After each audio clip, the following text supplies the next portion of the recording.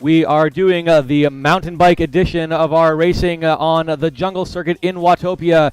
The other special thing about today's race is we have a special guest here joining me in the studio, but also remotely is Mr. Steve Fleck. Steve, how are you doing today?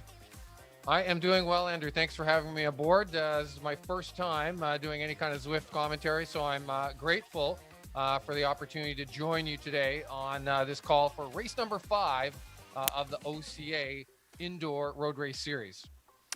Well, it looks like we are just a few minutes away from the start of the first wave of the day, which is, of course, the A race. We are looking like about 1 minute and 20 seconds to go. So, Steve, why don't you let us know who will be participating in our race in the A category? Yeah, some of the top riders to look out for, Andrew: Charles Bergeron, Bruce Bird, Greg Boileau, Eric Deere, Jason Henry, Nick D, Tony Jacques, Kaj Johnson, Edward Ouellette, Matthew Owens, Laurent Reeser, Martin Rupes, Brent Stoppa, and Connor White are the listed riders. They're listed as Elite 1 and 2 in the Zwift A. It gets a little confusing talking about the categories because the OCA has their categories, Elite 1 and 2, etc., that people familiar with licensed category racing are familiar with.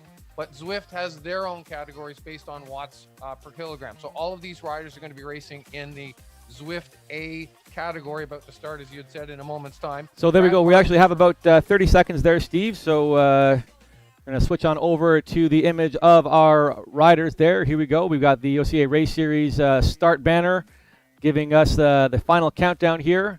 Looking like we're coming up to 10 seconds for the start of our A racers. All right, gentlemen, start your engines, get those pedals moving, get that wattage up, and enjoy your race. 45.8 kilometers for our A racers today. And now 2 minutes to go for our B racers. Now let me go back to the studio here. And Steve, let us know about our B race today. Yeah, the B race, again, they're going in 2 minutes' time. As you said, top riders to look out for: Yanni Beck, Greg Cuff, Ryan Froese, Brenton Henry, Philip Major, Graham Page, Matt Randall, Lucas Ruorda, and David Simpson. They're all listed in the Elite 3 men, and they'll be going with the Master 2 men: Michael Bobo, Derek D'Angelo, James Eaton, Paul Yoakum, Brian Kingston, Justin Keeney, Enrico Magnani, Andrew McLeod, David Moyer, David Ord, Donovan Pollett, Roy Thompson, Rob Visser, and Hussein Wabi. Leading the point series for the Elite 1-2 men is Kaj Johnson. And then for the Master 1 men, it's Brad Parsons. And Enrico Magnani, we're going to see him going in the Zwift B race. He is leading the Master 2 men's point category at the conclusion of 4 races. This is race number 5 that is underway for our first wave, the A wave right now, and the B coming up shortly. Very good. Less than a minute to go before the B racers are off. Unfortunately, we can't give you the visual of the start of the B race. We only have eyes on the A race at the moment, so we'll certainly give everyone a countdown and then continue introducing our riders. Almost 30 seconds to go now for the start of the Bs.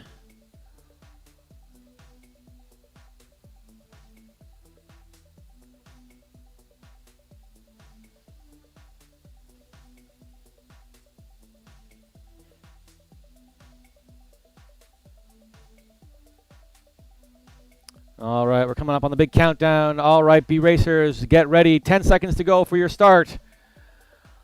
Get that wattage up. Here we go. 5, 4, 3, 2, 1. And the Bs are off. 2 minutes to go for the C racers. And who do we have racing with us today? Notable C riders that we'll be seeing today in the C category based on watts per kilogram: James Allison, Isaac Dobos, Conan Shing, Adam Smart, Ken Wad. Those are the Elite 4 men. And then the Master 3 men are grouped in with them: Fred Bergeron, Denise Boulard, Giuseppe Ciprano, Luke Foucher, Matthew Gallagher, Glenn Gunderman, Mike Jacques, Albert Klenkenink, Alex Martins, Roberto Madaglia, Odu Moten, Batista Moreda, Michael Orr, Tony Peters, Chuck Taylor, William Trischuk, Jesse Sang, and Steve Wall. I think this is our largest category, Andrew. Yes, it certainly is. Also, the women's group is fairly large as well. I think those numbers are comparative. We're coming up to about a minute to go for the C's. Let's just quickly check in with our A group. They are powering through the lead-in, which is about 6.3 kilometers, and the road is getting fairly dusty and dirty at this point, and you can see chosen to use mountain bikes instead of road bikes for the start. We may even see some riders do a switch where they stop and get onto a mountain bike as the circuit starts. The A riders are now crossing the gorge and on the bridge, so they should be hitting the jungle circuit in about 3 kilometers. So let's check back. We now have about 30 seconds to go for the start of the C race. So we'll give them a proper countdown and then introduce our D racers, which are, of course, our youth riders and our beginner sportif. So coming up now to about 10 seconds to go. So C racers, start your engines, get those pedals moving, get that wattage up for a nice flying start in 5, 4, 3, 2, 1, and go. The C racers are off. 2 minutes to go for the start of our D race. And once again, Mr. Fleck, would you mind introducing our riders today in the D group? Before I get to that, Andrew, just a reminder to those perhaps new and unfamiliar with Zwift racing, these starts are absolutely critical. The first 2 or 3 minutes of riding, almost going at max power, the riders are to get positioning to remain with the pack. So a little bit different than real conditions on the road.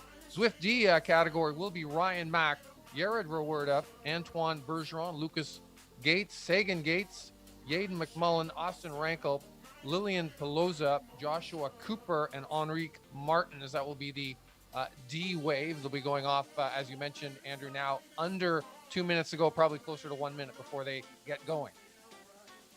Yeah, that's right. I'm looking at the times here. I may be slightly off on the countdowns. My time is now 5 minutes into the A race, and I'm looking over at the women's race, who now have a 2:40 countdown. So I might be a few seconds off, that's for sure. So apologies to anyone if we are throwing you off, but hopefully you are still getting a good start into the race. So on my clock, there's 45 seconds left to go before the start of the D race, but it looks like there's only 24 seconds left, so we'll go with that clock. That's probably more accurate than the one I've got here. And we've got 2 more groups to start, with the Ds coming up now in about 10 seconds. So everyone, start your engines, 10 to go. Get that wattage up. Spin those legs in 5, 4, 3, 2, 1, and go. The start of the Ds are now on the course into the 6.3 kilometer lead-in, heading towards the infamous jungle circuit. 1 group left, and of course, this is the Zwift E group. Our women today. Steve, would you please introduce our racers? Yes, 26 women in total in the E category.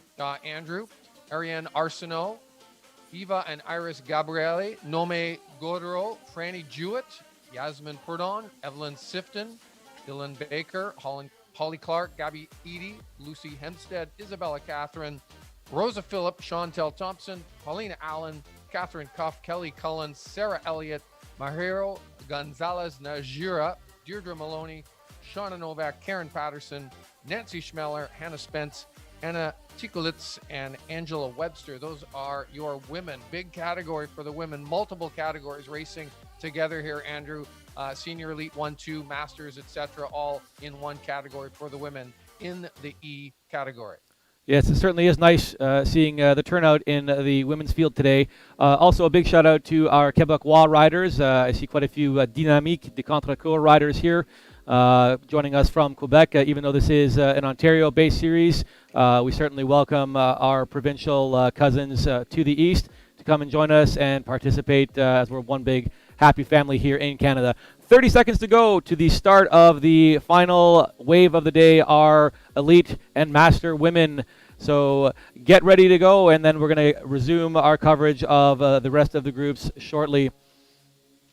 So if we can have all of our women off their trainers and on to the bikes to start spinning up. We now have 10 seconds to go. All right, ladies, get that wattage up. You're about to start in 5, 4, 3, 2, 1, and they're off. The final group is now on the course. And with that, let's check in with our A riders and see how far they have come in the 8 minutes that it took to cover the course.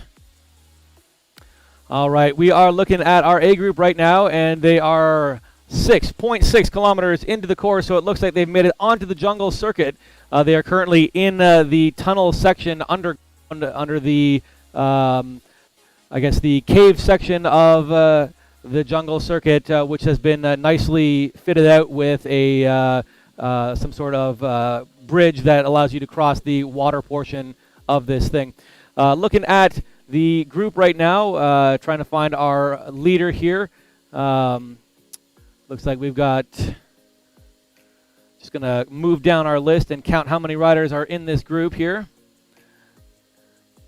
Okay, it looks like we have 25 riders that are still in the main group of our A riders. There are 33 riders participating in the race today. A few of them are not part of the OCA group, as we've mentioned before on this stream. Oh, here they go, and they are now joining the turning on to the main part of the circuit here at 7.3K. They're out of the tunnel. As I said, typically these are Ontario races, but sometimes we have riders join us from other parts of the world because the Zwift races are public. We have not restricted these to anyone, so we will see some riders. You can see a Brazilian flag being shown above one of the riders right now. Quite a few riders on mountain bikes. I'm looking in the screen right now, and I can see still a few of the bullhorn bar handles, but quite a few riders are doing that standard put your arms out and ride on the mountain bar straights. So at this point, there's not a lot of action going into the race, but it is certainly turning into a mountain bike race. I've yet to actually see this course myself, but it'd be interesting to see what kind of features that they do that are typical in mountain bike racing, which of course, Steve, you've had a chance to see before. Tell us a bit about that. Yeah, it's one of the most scenic courses in Watopia, Andrew, from what I have seen. It's not that challenging, but as you had mentioned, the choice of bike is critical. If you can believe it or not, they have coded and programmed the resistance in the Zwift functionality to optimize mountain bike tires under the lower pressure. So that's why you're seeing on your screen racing now in the A group, most of the top riders opting for a mountain bike. It's the loop is all one giant climb up to a peak and then a big descent down to the bottom, and then they essentially repeat that loop multiple times. So it's a slow upgrade, slightly undulating upgrade to the top of the jungle, and then a long gradual descent back down, and they repeat that loop once again. Yes, and it looks like they are coming up to that climb as the percentage grade is slowly increasing now from 3 to 4%. You can see on the overworld map that we are approaching the switchback section, so you can expect to see some attacks here, I expect, and some of those wattage numbers to go up. The race was separating a little bit there as riders were trying to shed off some of their competition in the back, but they're all together now and moving into that climbing section. That's right. Some things that you see in Zwift racing, Andrew, are not dissimilar to what you see in real road racing on the road, groups forming up. And as you can see right now, we do have a lead group of maybe about 15 plus riders who have formed up at the front. No one wants to take a breakaway, probably a little bit silly to make a solo move this early in the race.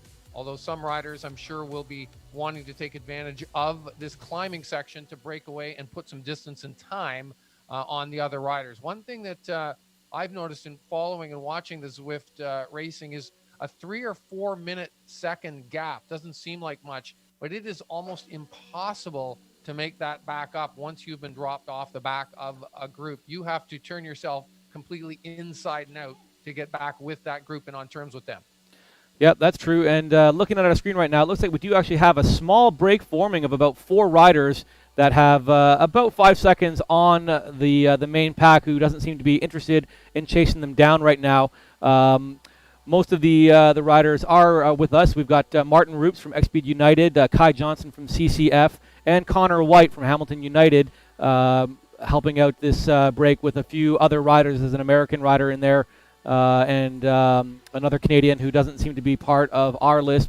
But it looks like the pack didn't want to let that powerful group get away, as they have bridged that gap and come back together. But in the process, you can see in the map that quite a few riders have dropped off the back of this pack and are struggling to get back on. So our initial group on lap 1 has certainly dropped a little bit now. If I just move down to the bottom of the pack, it looks like there's now only 12 riders in our lead group. So we went quickly from 25 to 12 riders in the A's. This climb up on this side of the jungle loop, Andrew, it's deceptive. It keeps undulating all the way up. They're on a little downhill section. It sort of bobs and weaves, lots of turns, and constantly changing. It is never flat. It's either up or down, a couple of percentage points, and that can sap the energy of riders' legs as they start to fatigue. No, absolutely, Steve. Let's switch on over, change gears, if you will, on over to our B race as I try to pull up the view here from the Bs, and it looks like my companion app once again is acting glitchy, so we may just have to do this manually again. Going down the list looking for the lead B rider here. Here we go. I think I found it. And here is our B group. They are now 8.8 kilometers, which means they are on the loop right now, and they are heading in to that climbing section that we just started looking at with our A group. Currently, right now, E. Magnani from M2M Movati Stages is in the lead and has not moved from that position, so it looks like there isn't a lot of frothiness happening yet in the group. Looking at the map, it is still fairly put together with a few riders who have fallen off the back. But we'll see if the B riders can do the same thing that our A riders did by shedding half of their pack through this section. Well, if you're a stronger rider, this is where you want to attack and either get away or string the field out and get rid of some of the lower ranking or less powerful riders. And Enrico Magnani certainly doing that right now. No surprise, he is currently sitting in first place in the Master 2 men's points category after 4 races in the OCA Indoor Road Racing Series here on Zwift. So big move, trying to string things out by the rider Enrico Magnani from the Movati Stages racing team.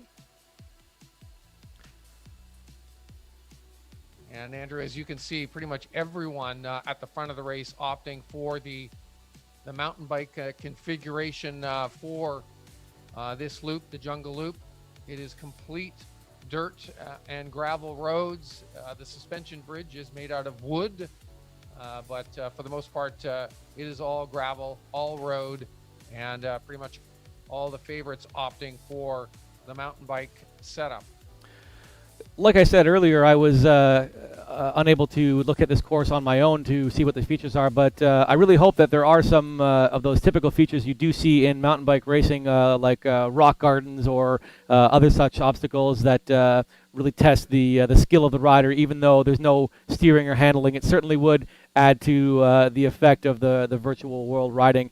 Hopefully in the future, these platforms will be able to incorporate a little bit more of that skill part of the bike racing as opposed to just the raw power that you're delivering from the trainer to make things a bit more interesting. Oh, it looks like we just had somebody stop there, probably from the A group. We ran through them. If that was a real race, that would have ended in carnage. But of course, in the virtual world, everyone is safe as houses on their bike. Well, sorry to disappoint you, Andrew, but it is mostly roads. There's no real technical sort of sections on this loop. My wife raced one of the semi-professional races that was held on this same loop a few weeks ago. So I've seen this in racing action, and it's pretty much like this. The surface, the virtual surfaces you're looking at, it would be typical for a gravel road that you would see anywhere in Ontario or elsewhere in North America. Well, I'm sure it'll still be exciting racing, Steve, especially with that component we talked about earlier where as of October 2019, Zwift had made a change in the physics of this world where certain roadways would react better to tire choice, like we mentioned earlier. So you can see many of the riders now on mountain bikes and choosing to get that real low rolling resistance from the wide mountain bike tire to speed ahead of any of their competitors who are still riding on their standard road bikes. We're looking at the main group of Bs right now, and you can still see at least a few Bullhorns and one Tron bike going through this area. I can imagine if those Tron bikes were real, I certainly wouldn't want to be putting them through the beating that you might get from a gravel road like this. And it looks like Magnani is taking off a little bit by himself in the front, and it looks like it's being joined by another rider. He is trying to lose the group. I don't know if that's going to be the wise move this early in the race, but he certainly does have the power to do something like that. Well, they are just across that suspension bridge moments ago, Andrew, and that is where Magnani decided to lay things down a little bit. If you're on certain kinds of the trainers, I know the really high-end trainers like the Tax Neo trainer, you can actually feel the gravel or the cobblestones as you go over them. They've programmed it in cooperation with Zwift into the programming for the Tax Neo trainer that you can actually feel those vibrations coming through in the trainer for that full-on authentic experience riding in the virtual Watopia Zwift world. That's certainly interesting. I've actually never had a chance to ride on one of these types of trainers, tending to prefer the dumb style of trainer, as it were, with just a fluid or a mag resistance on the back. Do you know how that kind of effect is achieved? Like, what does it do? Do you know? I have no idea how they actually do it, but they're even working on a steering now. That's sort of the next level that my understanding that both Zwift in cooperation with some of the trainer companies are working on to fine tune the training, because as you can imagine, you're looking at these courses right now as it is. Steering isn't really a skill set that's tested at all, but that'll be the next level. But I know in the e-car racing, for example, the Formula One e-car racing, steering, the vehicle that the e-racers are using is worked into the software and the back end of the system, and I can see that possibly happening with the virtual e-racing on bikes pretty soon as well. Maybe a next year feature that Zwift is working on. Yeah, that certainly would be exciting and would lend a lot more credence to the sport as a sub-discipline. And it looks like we have our first leaderboard coming up here, the Jungle Loop. Let's take a quick look at that in full zoom here. So it looks like Kai Johnson, CCF, took that loop in 11 minutes 33.4. So he is the current leader on that one. Connor White in third. And looks like we've got Martin Roops in seventh there. And one of our Techie Kids riders in eighth, Bruce Bird in ninth. And everyone is still within a full second of each other. And looking at this leaderboard, there are still 12 riders altogether in the main pack of our eighth group, as we are still watching the Bs on camera.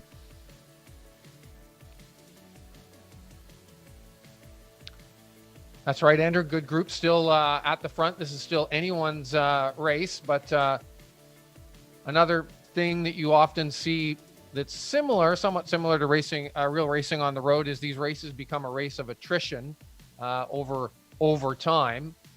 People form up in these groups, but then gradually riders are shed off of the back, and the group is winnowed down to the true strongest, who will battle it out right to the finish line.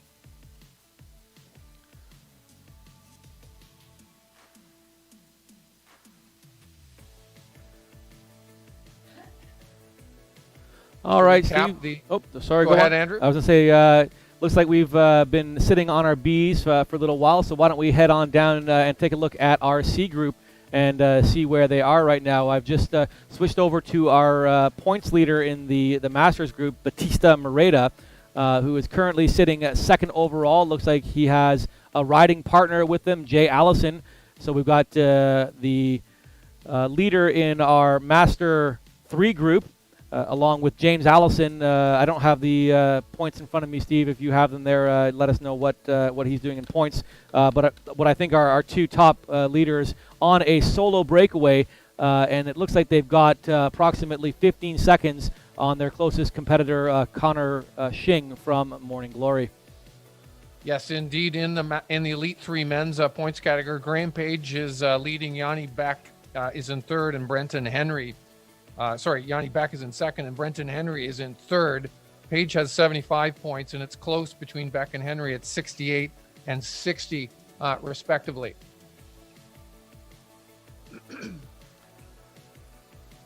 So I've just zoomed in here on our, secondary chase pack.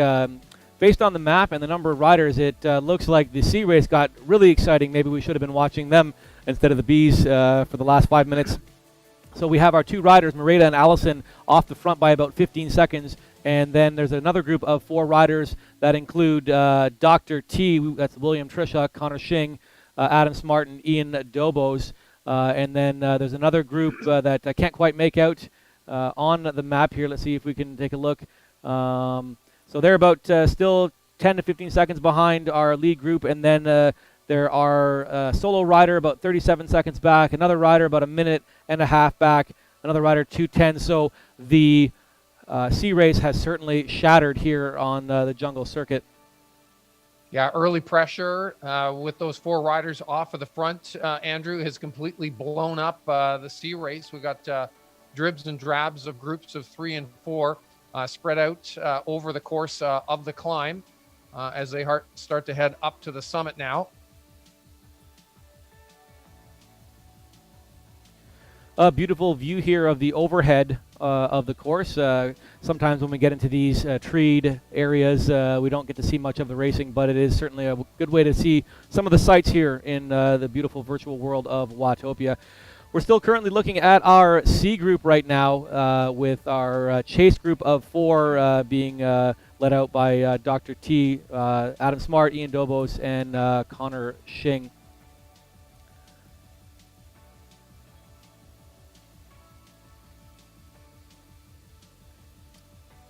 All right.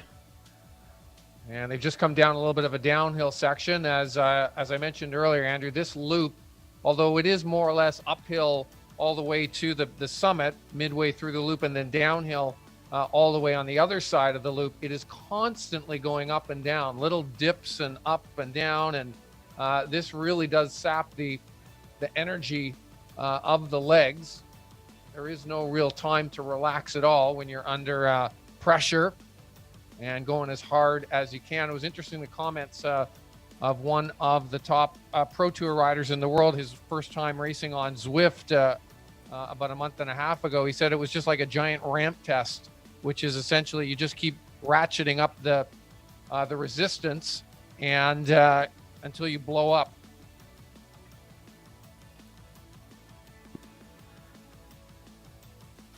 So, Steve, while we try to find our D group here, have you heard anything about the other big race that's happening in Canada online with our youth racers? Sorry, say again, Andrew? Have you heard anything about the other big race that's happening in Canada, sponsored by Saskatchewan Cycling and Cycling Canada, the race for youth? I have not heard anything about that. Learning about it from you for the first time right now, live. So while we're looking for our youth riders, let me tell you a bit about it. Saskatchewan Cycling has taken the initiative, much like Ontario Cycling, to do an online virtual race. And it is every Sunday for, I think it's 4 weeks. They're doing a point series as well. It's on a different platform than Zwift. It's on the RGT platform. But they had their first race last Sunday, and it was fairly successful. A lot of riders from across the country took part in it, so hopefully they end up having a good series. And I think a few of our riders here in the D group have participated in that as well, so they certainly get a double-header weekend as they're doing it. Well, Andrew, you and I talked about this the other day, and this is one thing more high-level that I've talked to about other higher-level officials and admin people in cycling, is this has been a giant experiment, all of this Zwift and other virtual platform racing through the COVID-19 pandemic, but it's become so popular and it's gone so well that for Canada anyways, it might become a great alternative and option for people to race and ride all winter long, like in next winter, for example. I mean, we literally can't get together and race in the wintertime in Canada.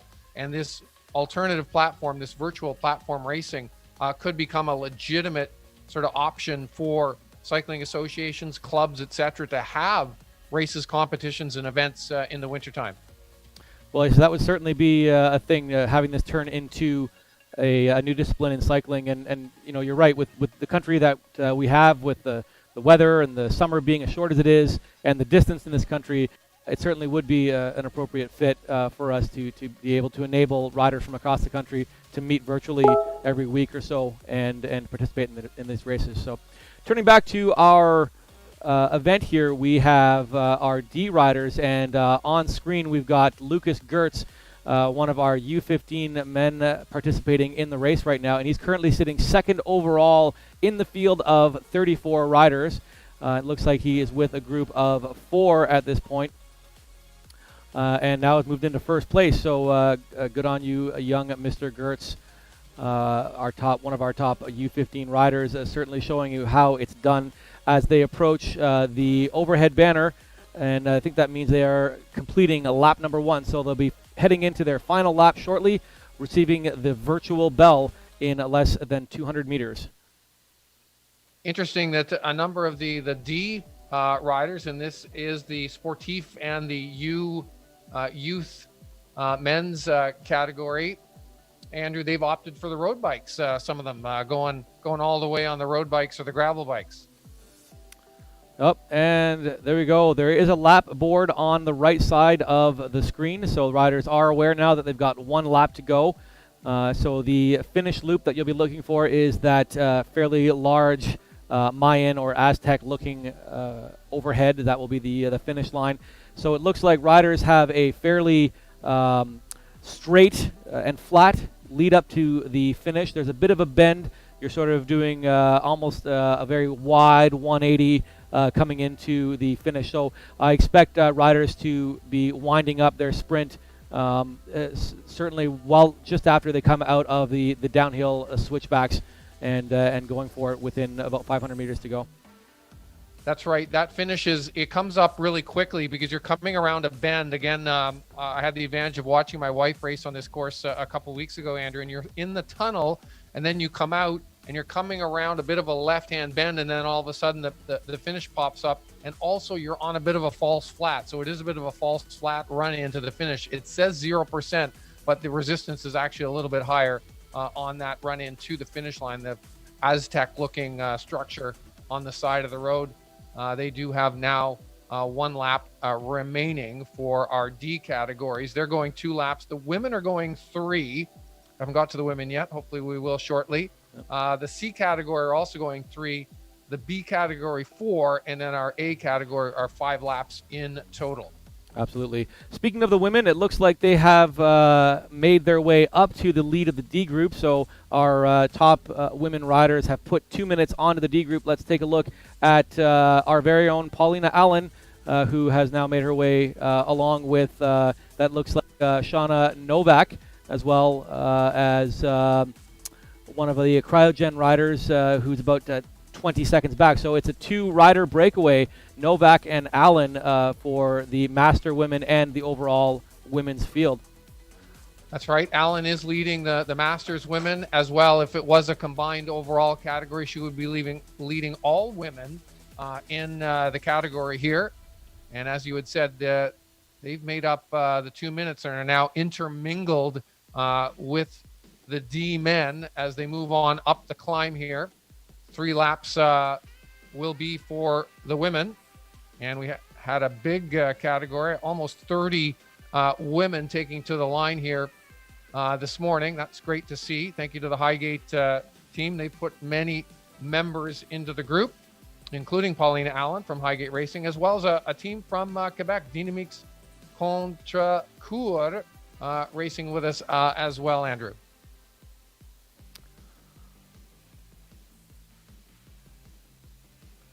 I'm just taking a look here at the list of riders that are close by, trying to find the rest of the women. And I think I have found them. It looks like Holly Clark from Toronto Hustle is leading them out. So she's sitting in the chase group now of what looks like 7 riders.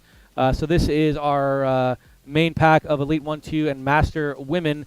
And we've got Evelyn Gagnon, Franny Jewett, Kay Patterson, Laura Belay, and Gabby Eady joining, chasing down Novak and Allen here in the jungle circuit.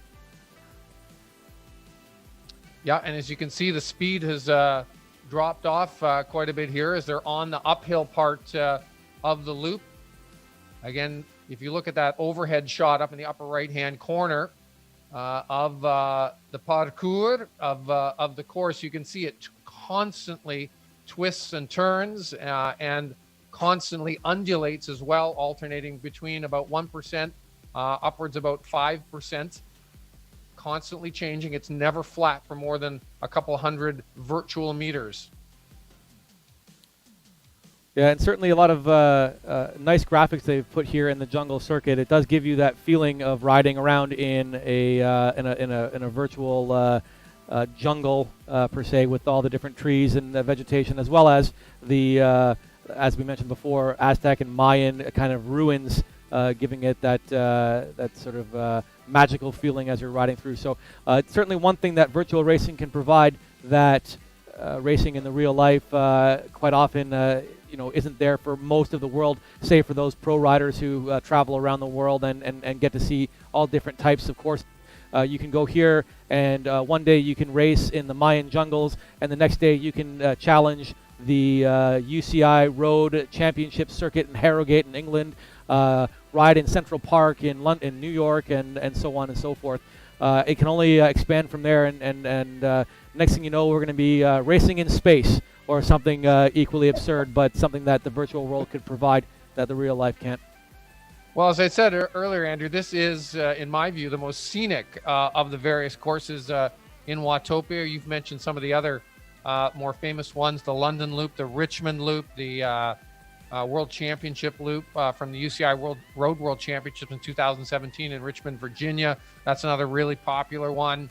But this Jungle Loop is amazing when you look at the graphics in the background, the tunnels that they go through, the wooden suspension bridges they go across, and of course the gravel road that they are racing on continually.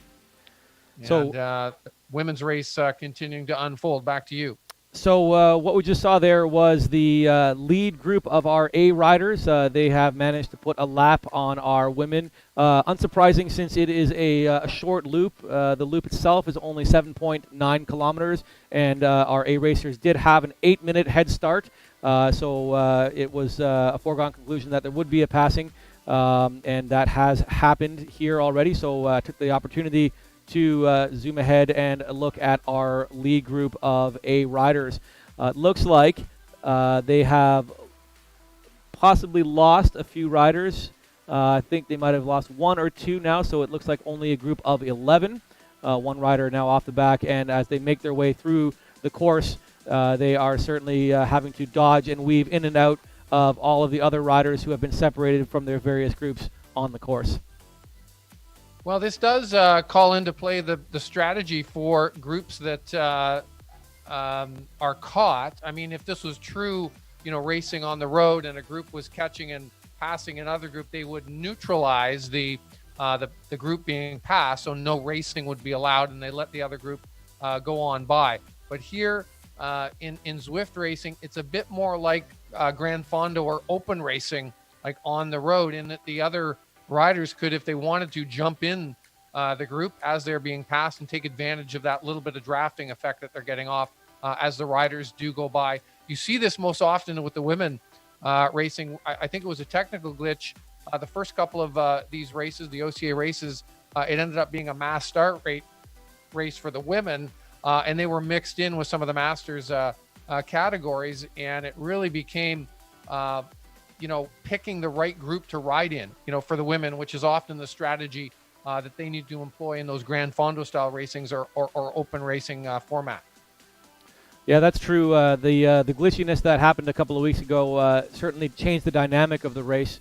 Quite a few riders who were starting in the B group, who are a bit stronger than some of their compatriots, were able to stay with the A riders and thereby get an advantage. So having this split, especially this 2-minute split, really reduces the ability for anybody to sort of tag along for the ride and get an unfair advantage. I mean, there are certain things that we can't avoid in the virtual world as it stands.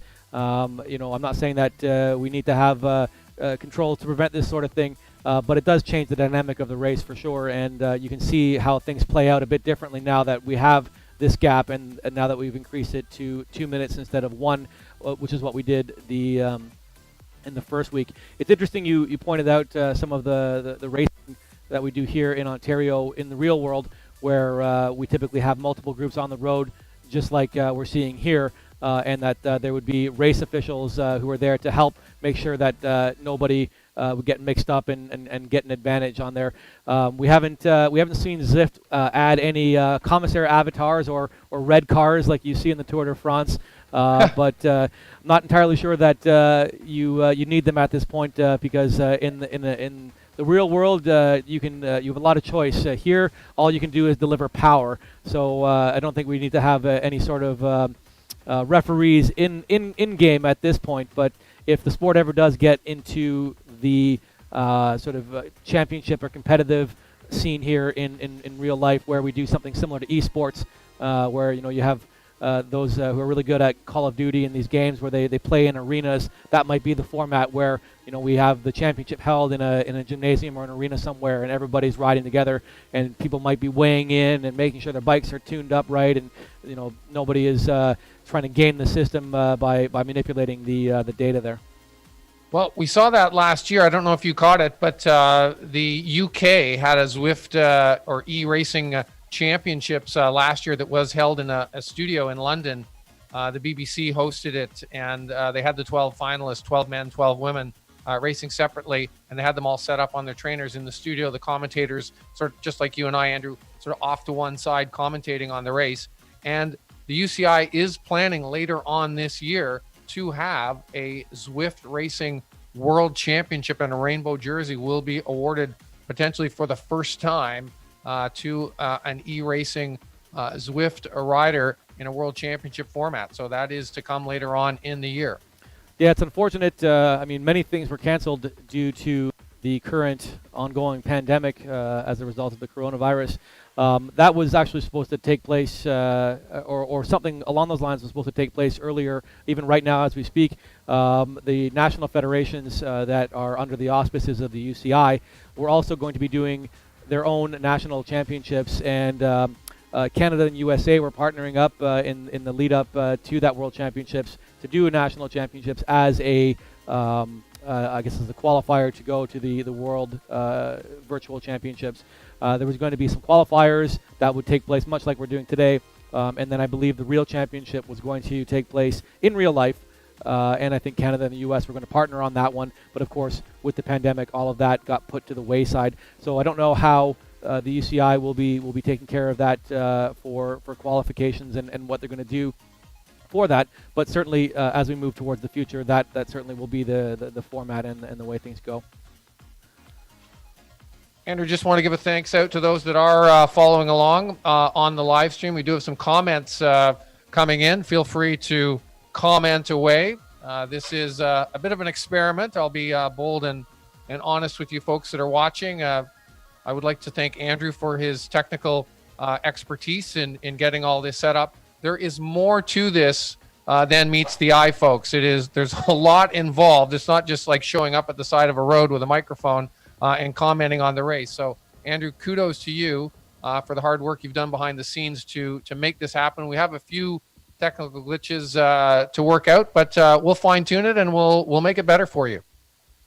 Absolutely. And thanks to everyone as well from me for joining, and keep those comments coming, and keep those likes, and don't forget to subscribe to the channel so that you get notifications every time when we go live.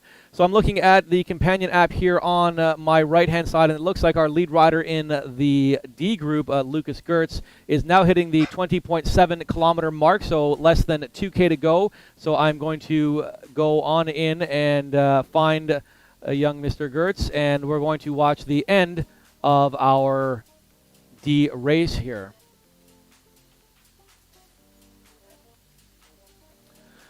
coming up to 21 kilometers, so we are about 1K to go now, and Mr. Gertz is 4th overall in the D group, and it looks like he is not with his riders. He's still managing to hang on to our lead women, our chase group of women.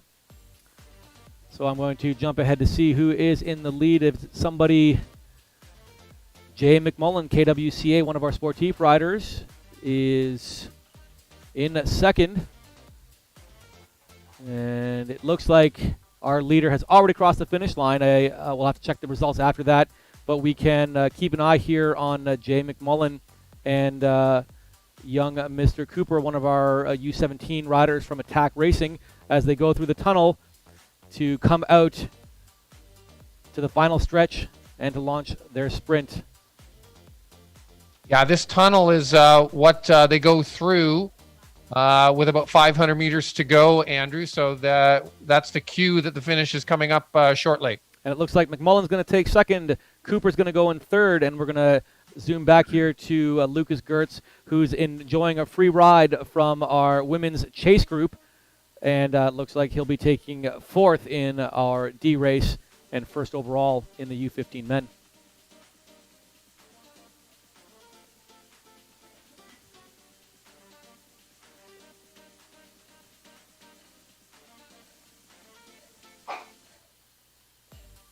And here he goes, out of the saddle for a sprint, into the line. Lucas Gertz taking 4th overall. All right, so we had some time looking at our A racers, our women, and the finish of the D race. So let's check in with our B racers as I type in one of our riders here. Pull him up on the screen. Here we go. Graham Page is currently sitting 3rd, so I do have our lead group of B riders currently at 27.9 kilometers into the race, which puts them at lap 3, and they're about to come up to lap 4 of their race. So it looks like a lot of groups will be finishing at the same time. Lap 4 begins at 30 kilometers, so they've got 1.8 kilometers to the line, and then they will get the bell. We'll check in with our E riders and our Cs as well, because they will be finishing with 1 lap less. So let me check in with Paulina Allen, who is one of our 2 leaders on the course right now, and see where she is at 23.8 kilometers. So we're still good there. There's about 6 kilometers left to go for our elite women, so we can continue watching the Bs as I check in to see where our Cs are. Yeah, Graham Page is leading in the OCA category, the elite senior men. He's got 75 points in total. Racing with the Bs here today.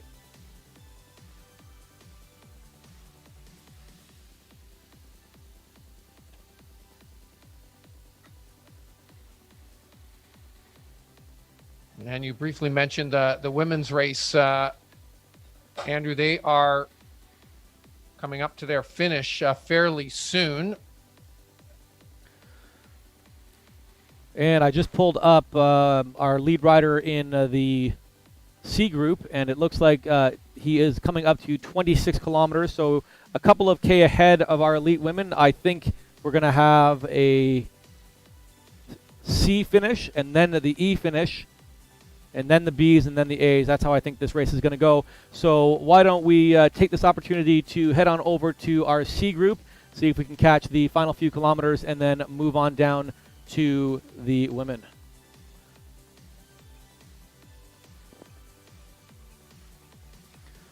All right, on screen right now, we have the leader of our C race, Batista Moreta. He's riding with a few other D riders, but it looks like they might be riders who have been lapped, and he's in the group with them. They're riding together.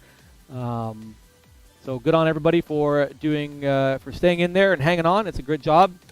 Good to see Rob Visser. He's in the group here as well. Rob has been a fan of the channel since the beginning, so thanks for tuning in there. Bautista Marita from the Sudbury Cycling Club doing well. And I know this is what you and I talked about earlier in the week, Andrew. It's great to see people from all over the province of Ontario coming together to race virtually. This may or may not happen in an O Cup race. Sudbury, North Bay, Thunder Bay may be too far away for people to travel, but on these virtual platforms, the whole of the province can come together in one racing venue. And looks like Marita is hitting the Gorge Bridge.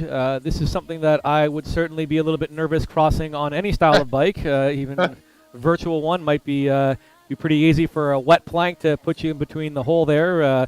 But I'm sure the physics won't let you fall down to the depths of the gorge. Interesting fact about rider Marita, he is one of our Master D riders, which puts him in the 65 plus category, and he is currently winning the Master 3 group. Very, very strong rider, and we wish him all the best. It looks like he has quite a big lead on the next rider, James Allison, one of the E4 riders that he was riding with earlier, is now 50 seconds back. That's 50 seconds, almost a minute on on the closest competitor. So with just about 3 kilometers to go for Marita, it looks like he has this one wrapped up. Well, it'll be another win for Bautista Marita. He has a huge lead in the OCA Master 3 category. Andrew, he is 109 points in total. And in second is Chuck Taylor from the St. Catherine Cycling Club, sitting at 80 points. So securing probably the series win here. Bautista Marita with another win. He just needs to keep it rubber side down and to the finish line here in the C category. Absolutely. Steve, have you ever heard of something called, I think it's Chapet's Law?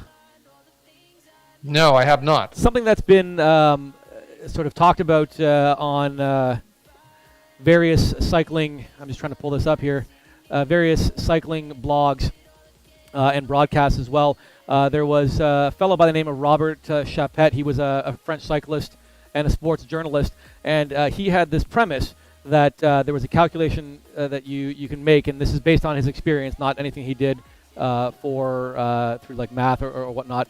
The premise holds that if there's a group of chasing riders, that it would take them 10 kilometers to make up a 1 minute gap on a lone rider. So like a sole breakaway with more than a minute for each remaining 10 kilometers was therefore likely to win the race. Some people have said that it doesn't really hold anymore because of the way that sprinter teams have developed and how fast they can really put the hammer down. But up until more recent times, they would basically be able to identify that if this rider had more than a minute and it was less than 10K to go, their victory was assured in that race. Yeah, no, I've seen that, and it's amazing to me that in some of the races that you see over in Europe, the real races on the road, that the more sprinter-oriented teams, they've almost calculated that down to the second, and they'll make that catch in literally somewhere in the final 300 or 400 meters, and then release their sprinter for the line to get the win. Just checking in back with Marita. Looks like he's coming up to the 1K to go mark, still with an advantage over Allison. I don't even see him on the countdown clock here. There's a few riders in between. Looks like our A riders are making their way up towards this group right now. Leader Bruce Bird is only about 2 minutes, 15 seconds behind Marita. I expect that he'll finish before the A group gets through. Now with 1K to go, looks like he'll not be needing to wind up the sprint, just maintain his wattage for a nice smooth sailing victory into the arch. Yeah, no need to go berserk here. If you've got a lead like this, you can enjoy the final kilometer here. That cue that the finish will be coming up will be the journey through the tunnel with the waterfall cascading down on one side, and it's about 500 meters to go from there, and a slight uphill, as I mentioned earlier, to that Aztec looking like finish arch. I'll have where to the true- jump in there quickly, Steve. It looks like Go I ahead. was incorrect about some of the data here. I had incorrectly mentioned that Marita was riding solo with riders who, I guess, fell off the back. That's not the case. The data I was getting was wrong. Marita is riding with Paul Joachim, Rob Visser, and Lucas Rewerda, and Gregory Cuff. They are all on the same laps with about 300 meters to go. Joachim now moving in front of Marita. Marita coming back out front, holding on to first as he can see the arch in his sight. 200 meters to go, and it looks like he put a few seconds on Joachim, so Joachim won't be able to come around. It's going to be Marita in first, and then Joachim looks like Visser second, Joachim third, Cuff, and then Rewerda. I'm having to quickly pull back here. One of the features of Zwift is that you need to make sure that you're not watching a rider who's finishing, because if they opt to leave this race and move to another virtual world, we'll be taken with them. So what I've done here is I've brought it back, and we're now watching Bruce Bird, who is our current leader in the A race, wearing the bright red and white of Team Draft. For those of you who don't know, there are specialized teams that are forming to race in Zwift, and you can check that out. They're not typical teams that would race in real life, but just rather groups of riders that have come together and are riding in Zwift. And I'm not sure exactly how it works, but these teams are able to get Zwift to import their kit and jersey so they can all ride in the same kit and look at that. So there you go, Bruce Bird wearing online virtual Team Draft kit.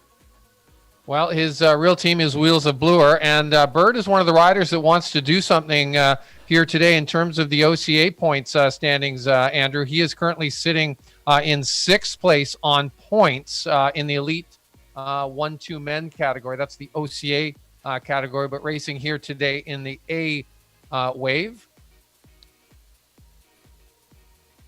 And Bruce, a very strong rider, putting out huge watts here in this group. Just saw it peaking out at over 400 watts a short while ago. And it looks like, based on the start list, there were at least 14 riders starting in the E1-2 race, as our A riders just pass the one lap to go marker there. So with 14 riders, there are more points available. It's a sliding scale. The more riders that start, the more points you get, up to 25 riders. So if there are 25 starting riders, the winner will get 100 points for winning, all the way down to 10 for the last rider, and then every other rider after 25 will get 10 points as well. So with 14 riders, there are a lot of points. I don't have the scale in front of me, but I think it's certainly in the middle there, 50 or 60 points for the win. So let's see if we can find the elite women before we miss their finish. I'll have to type in into our companion app. Not the easiest system to be doing live streaming from, but it is what we have to work with. So there we go, Paulina. Oh, we might just be catching her finish right here.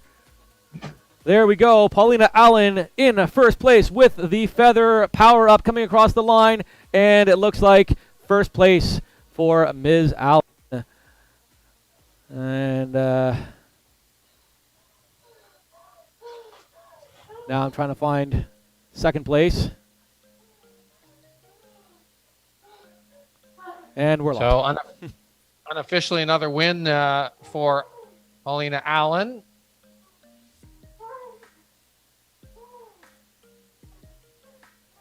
We have quite a few women here in the group that are needing to do another lap. So I'm just scanning down here to find. Here we go. Here's Holly Clark. Here's our chase pack. So it was likely Novak and Allen 1-2. And it looks like we've got Laura Belay and Franny Jewett and Karen Patterson here in our group of E riders. Gabby Eady.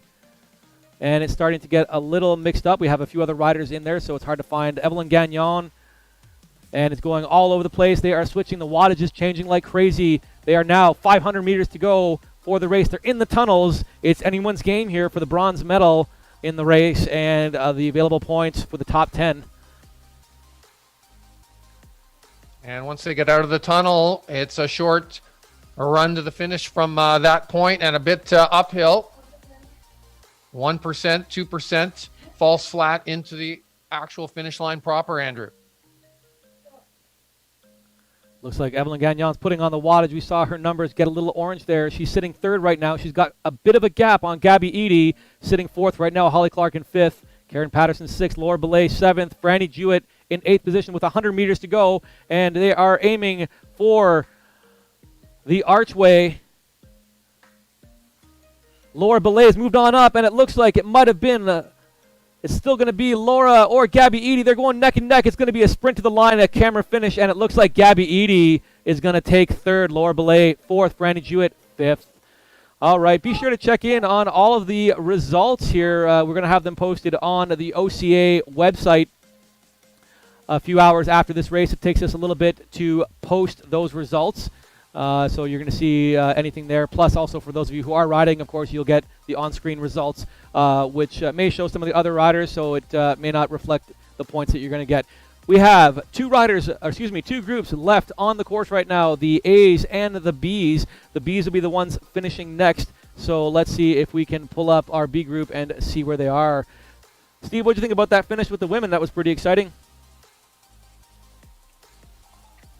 Yeah, it was a solo breakaway with one rider behind, Paulina Allen taking the win, and then an exciting kind of field sprint between 5 or 6 riders for the final spot on the podium. Overall, of course, racing all together, the women, but they are in different categories for the purposes of the OCA racing.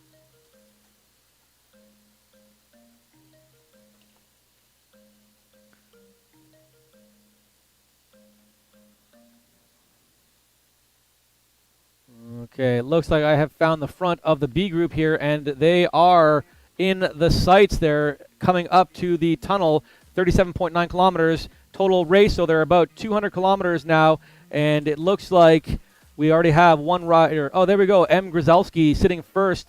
We've got Mark Randall, Magnani in third, Yanni Beck's there, Graham Page, Dee Simpson, and Derek D'Angelo. They are using their power-ups. Let's see if I can find the screen here. There we go. For the folks at home, they are digging deep, and they're going for the big sprint, and it looks like Derek D'Angelo moved into the front. Graham Page. Oh, it was an exciting finish there for our B racers. So it looks like our lead group there for the Bs have come across the line. Once again, we'll have to check our results, and they'll be available on the OCA webpage. That's ontariocycling.org. A reminder to everyone who's racing, if you did not start and did not finish, please be sure to email Ontario Cycling, so events.team@ontariocycling.org, and report that you did not start or DNF to make sure that you get the maximum bonus points that are available for doing all the things that we need you to do. So let's move on to our final group here on the course. We have our A riders. I'm just trying to find the front of this group here.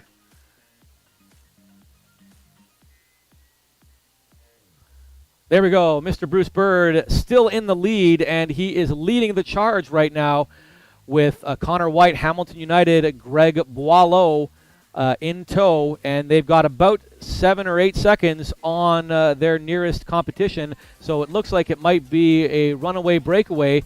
They have just a few more kilometers left in this race, 45.8 total. So we're now 4K to go for our lead group of 3. We'll give a ride on here to Mr. Bird and Mr. Boileau and Mr. White. Didn't have much of a chance to do that to other riders, but we're able to do that now. Nice little feature you can give to riders in the virtual world to encourage them to keep on going. Bruce Bird doing the bulk of the work here on the front of this group. Really stringing it out. Oh my goodness, the watts that Bird has been putting out on the steeper sections of the climb here, just insane, like over 500 watts momentarily, just a few seconds ago. That's massive power.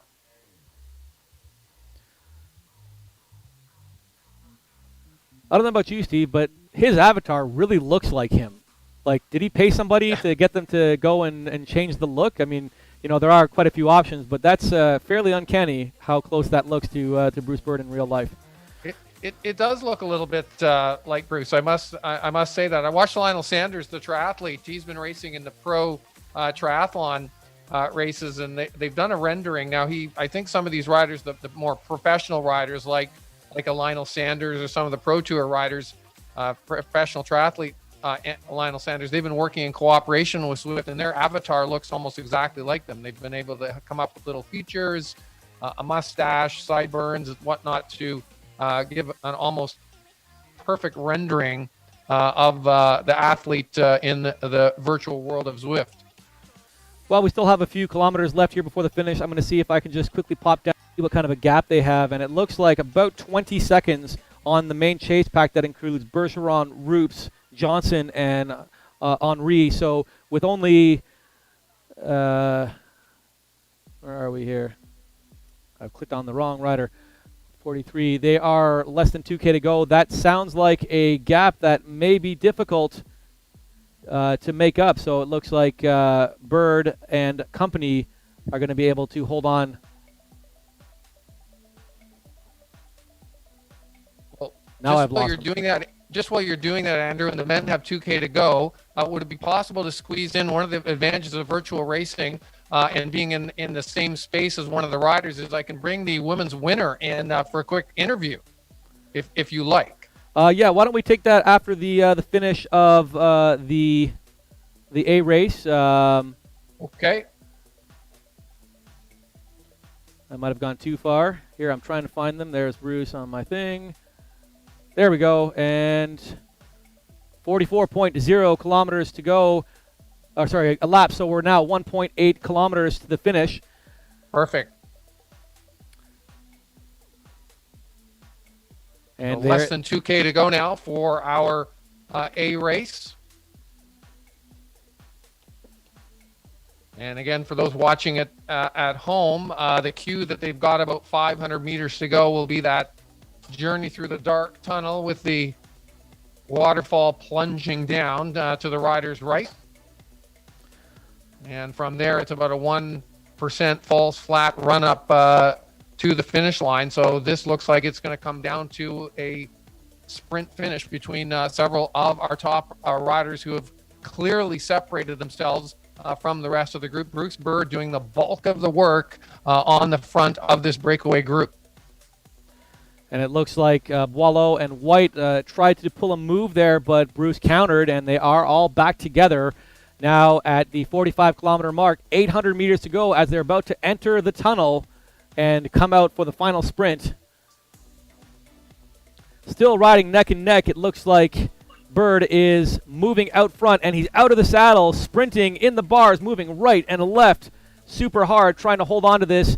And he's got the power-up, the Aero Advantage power-up. He is looking to take every advantage he can get in this final sprint. It looks like they've dropped White, so it looks like Bird and Boileau are going to be 1-2. Can Bird hold this sprint for the final 400 meters? We can see the edge of the tunnel right now, and it looks like Boileau has come up beside him, and he is zooming past him using the power-up maybe at the right moment.